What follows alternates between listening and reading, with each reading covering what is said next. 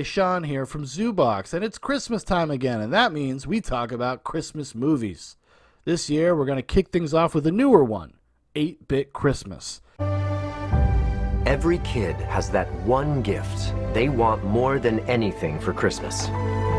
This is the story of mine. Bookends? And they have baseballs on them. I see that. No, not those. Nintendo. The film is directed by Michael Dowse from a screenplay by Kevin Jabusky based upon his novel of the same name. It stars Neil Patrick Harris, Winslow Fegley, June Diane Raphael, David Cross, and Steve Zahn.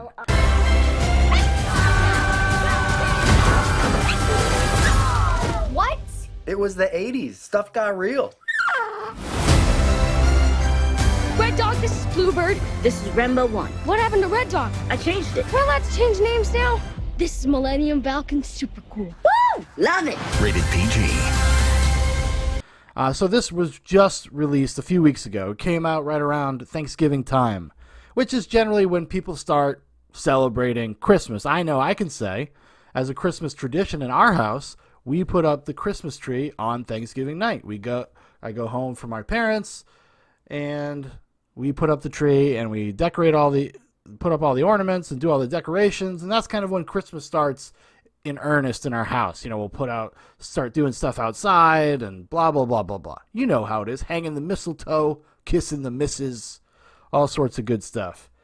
And we decided to throw on 8-Bit Christmas while we were kind of starting the season. And, you know, because it was kind of like, why not? Right, why not? Why not try something new? You never know. Every once in a while, you'll find a good one. I think like the only really, truly, I think, good Christmas movie that's come out in the past, 20 years of the millennial era is Elf. That one actually like feels like a legitimate Christmas movie, and it feels like in the classical sense, like a classic Christmas movie. I think it finds the right balance between all the things it's doing. 8-Bit Christmas is basically a reworking of A Christmas Story. You know, that old movie from the 80s, the one that's played for 24 hours on TNT and TBS every Christmas Eve to Christmas Day night? You know the ones. Come on now. Don't play coy. You know what I'm talking about. But it has the same kind of framing. It has this idea of looking back. It has a nostalgic sense to it. You know, that movie is nostalgic for the 50s and growing up as a kid in the 50s and wanting that Red Ryder BB gun. Yes, I know. It's nostalgic for the 40s. It's for the 40s, not the 50s. I'm sorry. It's Christmas. Give me a break. Just give me a break. And this one is nostalgic for the 80s. And what was kind of the thing that kids wanted in the 80s? What would have been the apple of every kid's eye? Well, video games. That's when video games started being kind of a thing.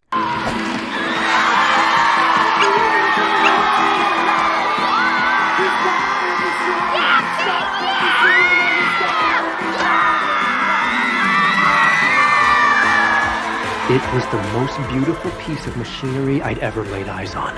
The thing made Luke Skywalker's robot hand look like a tinker toy. So this kind of surrounds the release of the Nintendo system, the original Nintendo, and the little kid wanting that fucking Nintendo and all of the things he has to do to try to get it or convince his parents to get it for him. And it also just deals with, you know, what life is like as a kid in the era, bullies, friends, family, all that kind of stuff. Are you gonna make me go back and sit with your dork girlfriend in your girl boots? And it's framed with Neil Patrick Harris as like a father who's with his daughter at his parents' house, and they see his old Nintendo system. They sit down in front of it, and he starts telling her the tale. And it, you know, works as kind of a voiceover, and also they cut back to him and his daughter basically saying a line or two. It's like one of those things where he probably came in and like shot it for a couple days, and hey, Neil, you're wrapped. You're done, buddy. So yeah. What did I think of it? I thought it was okay. It was better than I expected it to be, I'll be honest with you. It's just kind of a pleasant movie. I would say it's a good background Christmas movie. It's something because you can kind of pop in and out of it and like still not be lost because it's so simple. It's so basic. And you feel like you've already seen it if you're familiar with A Christmas Story, which ends up kind of working in its favor. It actually does like a lot of the heavy lifting because so much of the movie, I was like, oh, this is like A Christmas Story. And what's your retainer doing out of your mouth? We're eating. Do you know how expensive that thing is? Put it back in. John, he really can't eat with it in. It doesn't work that way. Well, it won't work at all if he loses it. I mean, orthodontistry is the biggest racket. I can make one of those. Easy. Couple paper clips, mouth guard.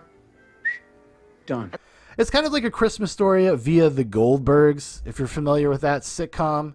I've seen like a few episodes of it, and I know the concept of it more than I've like know the show intimately.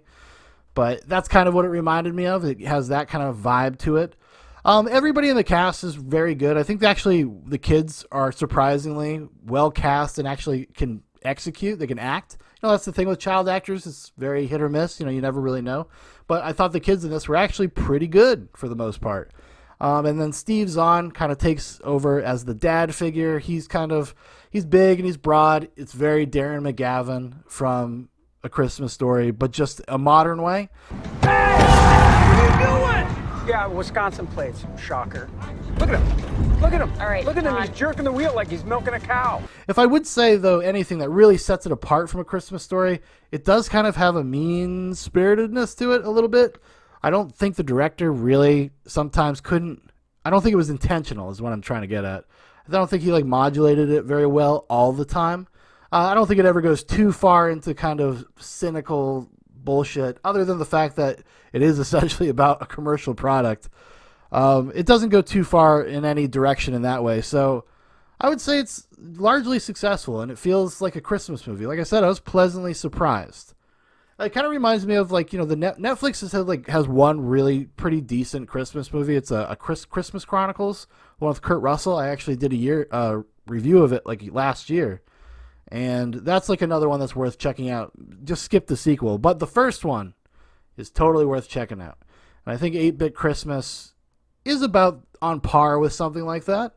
I think you'd be pleasantly surprised by it as kind of ephemeral Christmas fare. Now, will it stand the test of time? Will it become the Christmas classic? It's kind of hard to say. I don't know. I'm going to err on the side of no.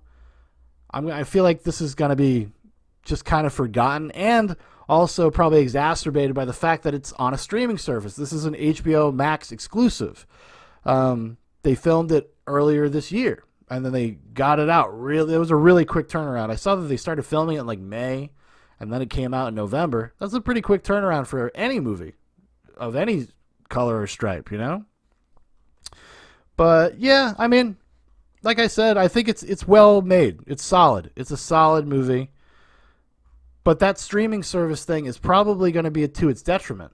Because if it's trapped on HBO Max and it's not available anywhere else, there's no theatrical exhibition, there's no DVDs, there's no Blu-rays, which, I suppose there could be. That could happen. It's just it might fall out of the cultural zeitgeist really fast, because I have not heard anyone talk about 8-Bit Christmas. In the same way, I haven't really heard anybody ever talk about Christmas Chronicles. These are not things that are brought up very often, even though I think they work about as well as most Christmas movies do. So if you got together with the fam, you're making cookies, wrapping some presents maybe, I think it's worth taking a peek at. Take a peek at it. Check in there. See if you like it or not. Put it on in the background. It's worth at least that.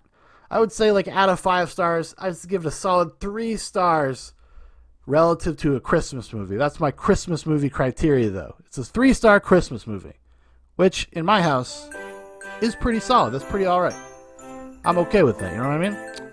All right, everybody. Thank you so much for watching. Thank you for listening, and we'll see you next time. Goodbye.